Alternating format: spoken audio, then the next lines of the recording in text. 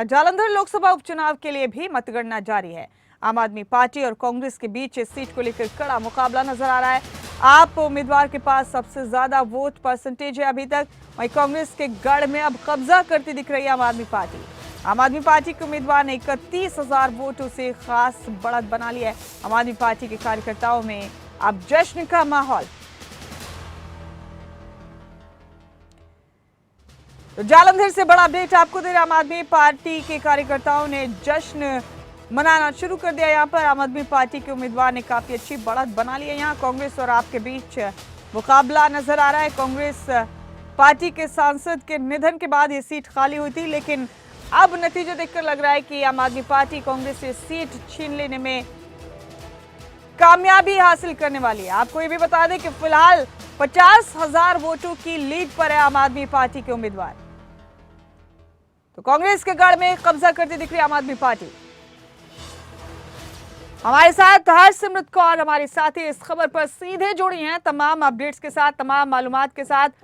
हरसिमरत, आम आदमी पार्टी ने कांग्रेस से ये सीट छीन लेने की कवायद तकरीबन पूरी कर ली है। ऐसा लग रहा है आंकड़े देखकर मार्जिन काफी ज्यादा है अभी तक जितनी बढ़त बनाई हुई आम आदमी पार्टी के उम्मीदवार ने।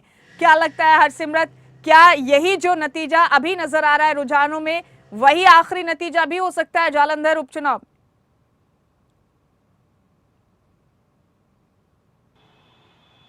जी बिल्कुल मुमताज, आप सही फरमा रही हैं कि ये जो लीड है 50,000 वोटों की, तो इसको जो तोड़ना वो काफ़ी मुश्किल रहेगा कांग्रेस के लिए, क्योंकि हाल ही की अगर बात की जाए तो तकरीबन 2,55,00,000 वोट जो हैं वो सुशील कुमार रिंकू यानी कि आम आदमी पार्टी की झोली में गए हैं। वहीं कांग्रेस की अगर बात की जाए तो करमजीत कौर चौधरी जो हैं उनको 2,05,000 वोट मिले हैं। वहीं अगर बात की जाए बीजेपी की तो इस बार वो 1,24,000 वोट ले गए हैं और तीसरे नंबर पर चल रहे हैं। और अकाली दल की बात की जाए तो सुखविंदर सुखी 1,22,000 वोटों के साथ चौथे नंबर पर चल रहे हैं। एक नया आंकड़ा जो है वो जालंधर में दिखता हुआ दिखाई दे रहा है, क्योंकि अगर बीते चुनावों की बात की जाए तो तकरीबन 1999 से ये जो सीट थी वहां पर कांग्रेस काबिज थी, किसी और के हिस्से में नहीं गई थी। हाल ही में जो वहां से एमपी थे संतोख चौधरी, उनकी मृत्यु के बाद वहां पर बायपोल हुआ और ये जो सीट है अब आम आदमी पार्टी के खेमे में जाती हुई दिखाई दे रही है। और कोई छोटे मार्जिन से नहीं, बड़े मार्जिन, तकरीबन 50,000 का मार्जिन जो है अब तक हो गया है और कुछ ही राउंड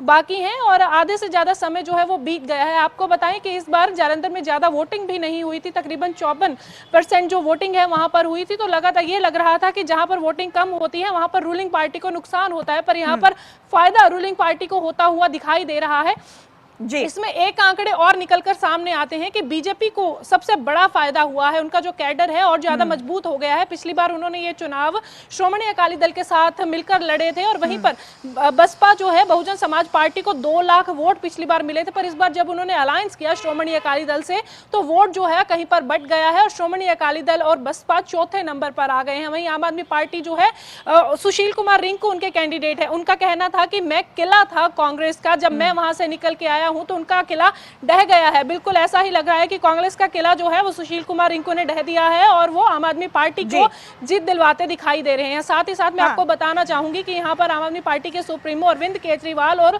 खुद पंजाब के जो मुख्यमंत्री हैं भगवंत मान, उनके काफी रोड शो जो है वहां रहे थे। लास्ट के 2 दिन जो प्रचार के थे वहां पर केजरीवाल भी उनके साथ रहे। तो कहीं ना कहीं ये भी कहा जा सकता है कि आम आदमी पार्टी लगातार कह रही थी कि हम अपने कामों के बेस पर वोट मांगे थे, तो जहां पर उन्होंने जो गारंटियां पूरी की थी तो उसका असर नजर आया और वहीं पर जो बड़ी लीडरशिप सिर्फ आम आदमी पार्टी की देखने को मिली थी उसका भी असर नजर आया है। जी हरसिमरत, जब से जालंधर उपचुनाव की सुगबुगाहट शुरू हुई थी तब से लेकर अब तक लगातार आपने हमारे दर्शकों को वहां से ग्राउंड रिपोर्टिंग करके तमाम तरह की खबरें पहुंचाई। लोग कब किस उम्मीदवार को लेकर, किस पार्टी को लेकर क्या सोच रहे हैं, लगातार आपने हमारे दर्शकों तक पहुंचाया।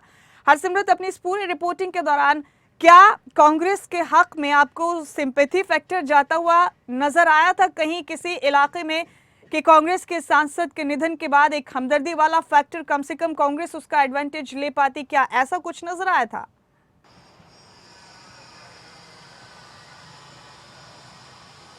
जी बिल्कुल मुमताज़, ये फैक्टर जो है बहुत जगह पर काम करता है, पर जहाँ पर हमारी जालंधर के लोगों से बात हुई तो जालंधर के जो लोग थे वो अपने पत्ते खोलने के लिए तैयार नहीं थे। हालांकि बीच बीच में जो सुगबुगाहट है वो ज़रूर हो रही थी कि यहाँ पर ये गढ़ रहा है कांग्रेस का, तो इसको भेदना थोड़ा मुश्किल था, पर ये काम पहले भी आम आदमी पार्टी ने करके दिखाया था। जिस तरह से 92 सीटें मिली थी आम आदमी पार्टी को, उसी की तरह अभी ये वाला जो यहाँ पर लीड मिली है ये भी काफ़ी हैरानीजनक थी, क्योंकि देखा जा रहा था कि कांग्रेस के किले में जो है वो भेद दिया है। अब आम आदमी पार्टी यहाँ पर पहुंच गई है। सिंपैथी फैक्टर जरूर कहीं ना कहीं लोगों में था, शायद जो वोटिंग मिली है वो इसी के आधार पर है, क्योंकि अगर बाकी जगह देखे जाए तो कांग्रेस का इतना आधार नहीं रहा है। सबसे बड़ी बात, केंद्र का कोई बड़ा नेता जो है वो यहाँ पर देखने को नहीं मिला। हालांकि मैं आपको बताऊं कि भारत जोड़ो आंदोलन यात्रा के दौरान यहाँ पर राहुल गांधी पहुंचे थे और उनके ही काफिले में पिछले जो एमपी थे संतोष चौधरी, उनकी मृत्यु हुई थी। उन्होंने भी यहाँ पर दोबारा आना जरूरी नहीं समझा और वो लोग यहाँ पर नहीं पहुंचे, जिसका शायद खामियाजा जो है कांग्रेस को इस तरह से भुगतना पड़ रहा है। हाय सिमरत, आपका बेहद शुक्रिया इस तमाम अहम जानकारी के लिए, बहुत बहुत शुक्रिया।